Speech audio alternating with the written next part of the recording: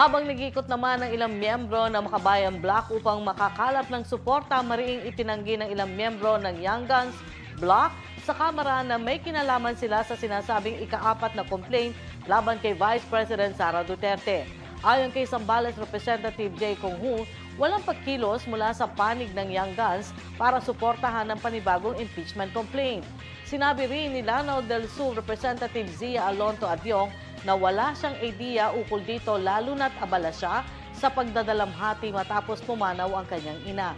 Sa panig naman ni Tingog Party List Representative June Asidre, kararating lamang niya sa Pilipinas at wala pa siyang naririnig na anumang balita tungkol sa nasabing reklamo.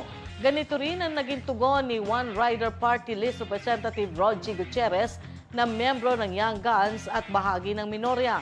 Ayon kay Gutierrez, hindi pa rin niya nakikita ang naunang 3 reklamo na inihain laban kay Duterte, kaya malabong may kinalaman siya sa ika-4 na reklamo.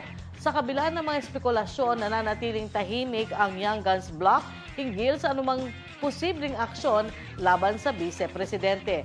Habang lumalakas ang ingay ng mga impeachment complaint, tila patuloy na nagkakabaha-bahagi ang mga puwersa sa Kamara.